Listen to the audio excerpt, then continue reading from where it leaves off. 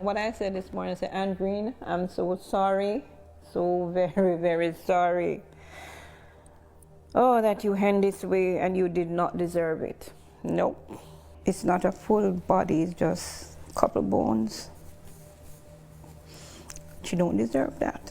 On March 1, 2019, 29-year-old Andrine McDonald vanished without warning. As the police received calls for the missing Andrine, they rushed to her home in San Antonio, Texas. And when they arrived at her home, they were met with a chilling scene.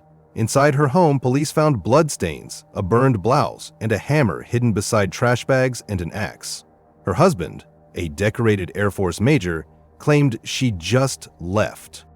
But the truth was buried deeper. Months later, her body was discovered in a remote field, her bones shattered, her skull crushed. And what investigators uncovered would expose secret affairs, jealousy, and the brutal price Andrine paid for reclaiming what was hers. This is the life and death of Andrine McDonald.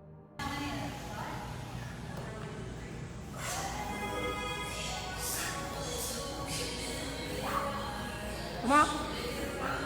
Two more. You can do one more. Don't stop. Come on, one more. By the way, if this story gripped you, we've covered other chilling cases just like this one. Check out the link in the pinned comment below for more true crime stories we've already published. You won't want to miss them. Andrine McDonald was born on September 23, 1989 in Port Antonio, a beautiful coastal town in Jamaica. From a young age, she stood out. She was bright, curious, and incredibly driven. Her family watched her grow into a woman who knew what she wanted and wasn't afraid to chase it. By her late teens, Andrine had earned a business studies degree with a marketing focus from Excelsior Community College. That same year, something life-changing happened. 19-year-old Andrine met Andrine McDonald, a man 10 years her senior. He was a Jamaican native too, but now a U.S. Air Force captain. The connection between them was instant. A whirlwind romance began, and within weeks, Andrine left Jamaica behind to start a new life with Andre in San Antonio, Texas. They married in July that year, a love story many assumed was picture perfect. Woo!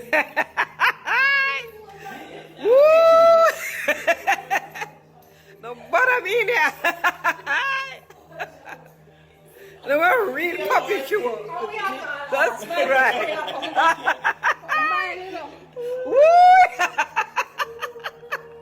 But love isn't always what it seems. Shortly after settling in the U.S., Andrine found out she was pregnant.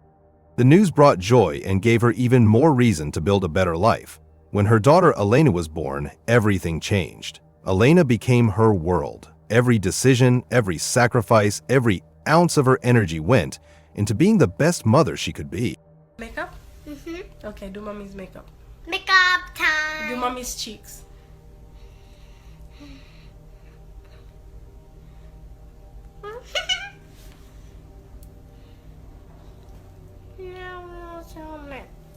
Oh, pretty. Thank you.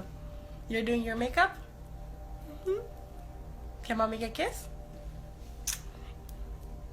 Love you. I want to do my makeup first. Andrine, now a mother, also completed her Bachelor of Business Administration degree in finance from the University of Texas at San Antonio. It was a proud achievement, one that marked the beginning of something extraordinary. Soon after, she launched Starlight Homes Assisted Living. What started small grew quickly into a multi-million-dollar business. Andrine had built a legacy. She poured everything into Starlight Homes. Her passion for caring for the elderly was clear in the way she treated her clients and ran her business. She was strategic, smart, and compassionate, a true entrepreneur with a heart. She worked tirelessly to make sure every resident in her care felt safe and seen. She was known in the community as a mentor, a leader, and someone you could count on. But while she was building an empire, something darker was growing inside her home. On the morning of March 1, 2019, Andrine McDonald didn't show up at work or at the gym. This might not seem like much to most people, but for those who knew her, it set off alarm bells. Andrine had always followed a strict routine. She was up by 5 o'clock, hitting the gym before starting her workday at 8 a.m. clock. That rhythm never changed. A missed day wasn't just unusual, it was unheard of. Her co-workers, growing anxious, called the gym hoping it was a simple delay. But no one had seen her. What happened next would leave the entire community reeling. That absence triggered the first call to the police. When officers arrived at the McDonald home, nothing looked out of place. No broken glass, no forced entry. But when they walked inside, something didn't sit right. Blood stains on a wall and light switch. In the backyard, they found what looked like a burn pile. Hidden among the ashes was a zipper from a blouse. The clues were small, but together, they told a chilling story. But one detail didn't add up, and it changed everything. Andre McDonald was questioned. He said he had woken up, taken his daughter to school, and gone to work. He told officers that Andrine often suffered from migraines and may have gone to the hospital. In fact, he claimed he went to a nearby emergency room to look for her. CCTV showed him walking into the hospital lobby and asking if anyone named McDonald had checked in. When told there was a patient with that last name in room 3, he simply left. Today was March 1st, 2019, the day Andrine McDonald went missing. Now take a look. That is Brandon Gordon on the stand. He recalled his brief interaction with Andre McDonald at Methodist Hospital based on previous testimony from Andrine's friend Carol Ann Gambar. Andre said he was going to the hospital because he heard Andrine was there. This exchange happened when Gambar was at the home to see if Andrine was around since she didn't show up to work or answer the phone. Gordon says he noticed Andre looking like he was in a hurry as he asked if his wife was a patient. Gordon asked for only a last name, and the defendant replied, McDonald. Turns out there was a McDonald at the hospital, but it wasn't Andrine, something Gordon learned later that day after speaking with police. At first, it seemed like a small misstep, but it was the beginning of a trail that would soon expose the truth. He returned home and told police that he had found her. But when officers checked, the woman in room 3 wasn't Andrine. His explanation? He had gotten excited to share the good news with Andrine's mother, but left his phone at home. It didn't make sense. But detectives were far from giving up. They knew something wasn't right. And soon enough, the pieces began to fall into place. Detectives kept digging. Andre admitted that the night before Andrine vanished, they had fought. It started at their tax office and continued at home. He claimed that after a heated argument, he drove to a gas station to cool off. When he came back, they slept in separate bedrooms. He said that was the last time he saw her. At first, there were no marks on him, no sign of a struggle. Yet, as they dug deeper, a very different picture began to emerge. Then came a startling revelation. Andrine had been in contact with a childhood love from Jamaica. They had reconnected, exchanged messages, even got matching tattoos of each other's birth dates. Andrew found out. Furious, he told Andrine to cut ties and cover up the tattoo. He also made it clear she was never to return to Jamaica without him. Now remember, this wasn't just a jealous reaction, it signaled a deep need for control. Police assigned undercover officers to watch Andre. One followed him to a gun shop where he bought a 9mm handgun.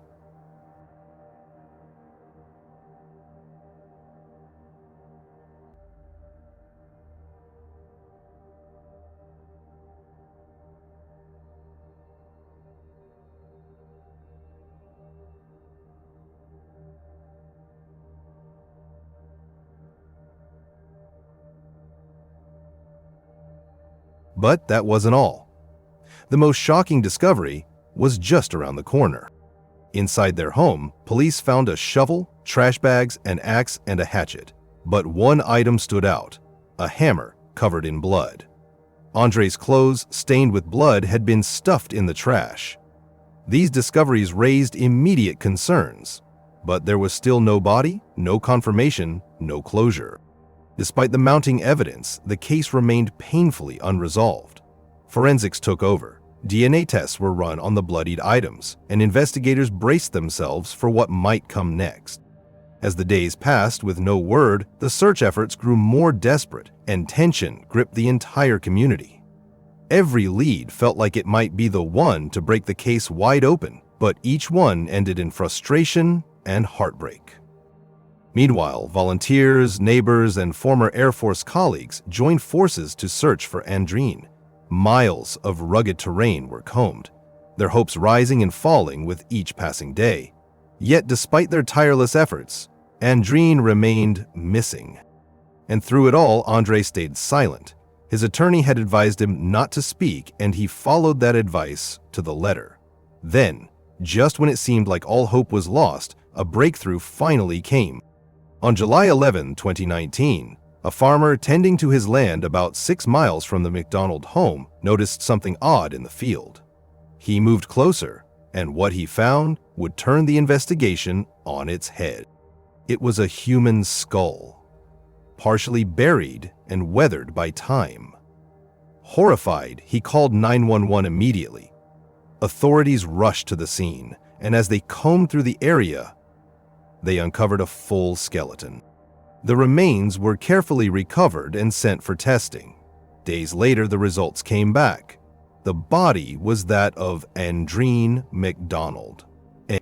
Her body had been out in the elements for months, and while the full details were hard to determine, the medical examiner ruled her death as homicidal violence caused by blunt force trauma. Her bones were broken. This wasn't an accident. It was a deliberate, violent act. And with that, the pieces finally fit together. On July 15th, Andre McDonald was arrested and charged with murder. Now, Andre McDonald is facing between 5 to 99 years or life in prison on the murder charge, and then 2 to 10 years on that tampering with evidence charge. He was indicted by that grand jury on those charges on October 2nd, and that came after his arrest on July 13th when human remains were identified to be his wife, Andrine McDonald. The arrest of Andre McDonald sent a wave of shock and relief across San Antonio. For months, the disappearance of Andrine McDonald had haunted the city. Now, there was finally an answer, at least partially. But the legal battle that followed would prove just as harrowing. Andre was charged with murder, but his legal team quickly began mounting a defense. They insisted the case was circumstantial, that the evidence found at the scene could be explained, and that no one had actually witnessed what happened between Andre and Andrine. While the prosecution prepared their case, Andre was granted bond and placed under house arrest, igniting outrage among community members who felt justice had been delayed, perhaps even denied. Well, those who knew Andrine telling me off camera that they are not happy one bit upon learning of Andre McDonald's reduced bond, a man, an Air Force major who's been behind bars for more than a year and a half. Court officials say McDonald's legal counsel filed a motion which in the end was approved by Judge Frank Castro that cut the bond from $2 million to $450,000. Still, prosecutors pressed forward. They combed through text messages, emails, and call logs. They recreated the couple's last known movements. Witnesses were brought in. Friends, colleagues, even gym members who saw the change in Andrine's demeanor leading up to her disappearance. Some spoke of her growing fear. Others mentioned arguments. And then came the trial, an emotional storm that captivated the city. The trial date was set and tensions ran high. When the proceedings finally began, every seat in the courtroom was filled. Family members sat quietly, clutching photos of Andrine wearing purple ribbons in honor of domestic violence victims. Reporters lined the hallways, and every twist in the case was broadcast to an audience eager for answers. The prosecution began by laying out the timeline. They argued that Andre had become increasingly controlling in the final months of their marriage. Andrine's relationship with her childhood love had sent him into a spiral of jealousy and rage. They presented evidence of the heated text exchanges. They showed the tattoos. And they brought forward the bloodied hammer, a tool found in the couple's garage that bore Andrine's DNA. Their case painted a haunting picture of obsession and control. The prosecution described how Andre had tried to erase the evidence, discarding blood-stained clothing, burning her belongings, and hiding her body miles away.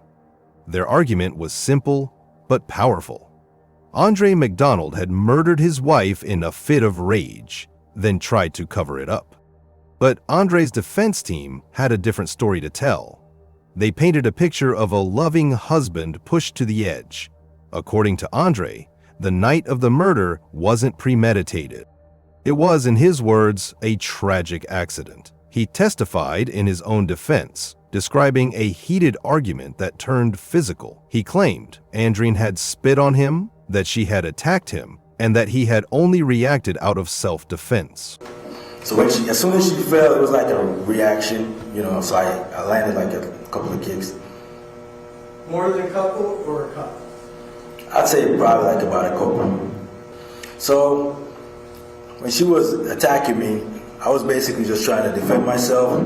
And I guess probably like a normal situation, you probably like, if someone's like a lot smaller than you, it's not a big deal, you probably just hold them. But since she's, she's bigger than I am, she's pretty strong, so trying to hold her, to restrain her or some shit like that, it's probably not feasible. So I just gave her a few kicks, maybe like a couple of kicks, to like knock the wind out of her and get her to stop.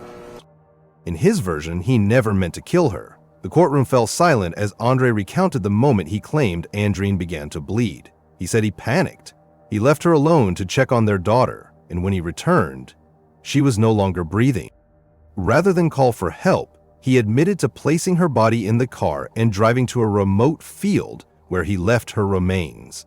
In the days that followed, he returned to that same field and, consumed by anger, burned her body and used the hammer to damage her skull.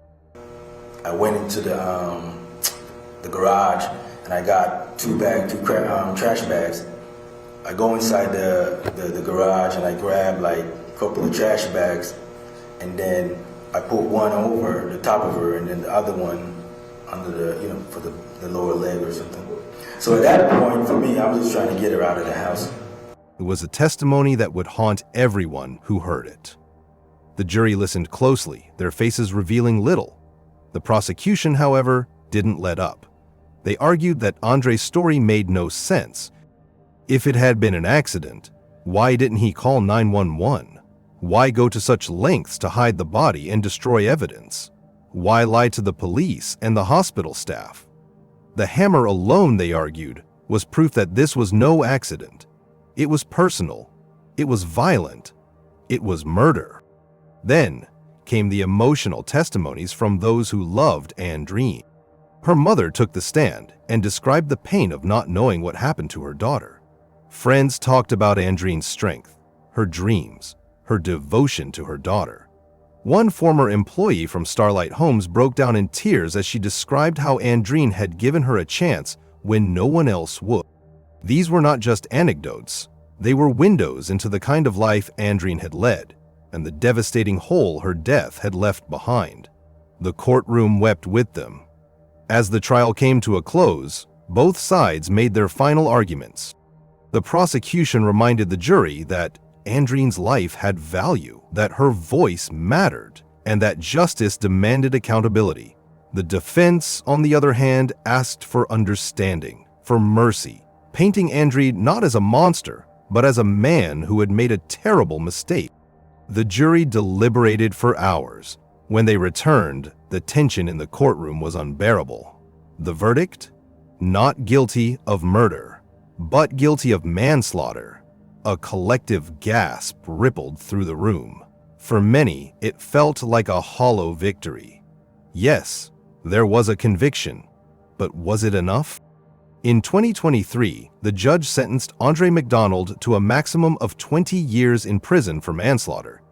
The sentence sparked immediate backlash. For a man who had taken a life, concealed it, and misled authorities for months, many believed he deserved more. Outside the courthouse, protesters gathered. Signs with Andrine's face filled the streets. Her name became a rallying cry for justice reform, for better protections for domestic violence victims, and for a system that so often fails the people who need it most. Andrine's legacy lived on. Her daughter, now without both parents, was placed in the care of relatives. The community raised funds to ensure she would have a secure future. Starlight Homes continued operating under new management, honoring Andrine's commitment to dignity and compassion for the elderly. Events were held in her memory, not only to mourn her loss, but to educate and advocate for women facing similar situations. But the pain remained. What happened to Andrine McDonald was a tragedy, rooted in control, silence, and rage. It exposed how even the most successful, vibrant, and beloved people can be victims of abuse, and how even the strongest among us need protection. Her story reminds us of the importance of speaking out, of believing victims, of taking red flags seriously. It's a call to action for neighbors, friends, and authorities alike, because no one should have to live in fear, and no one should die at the hands of someone who once claimed to love them. What do you think about it? Let us know what you think in the comments below. And if you found this story intriguing, please like, share, and don't forget to subscribe for more stories like this.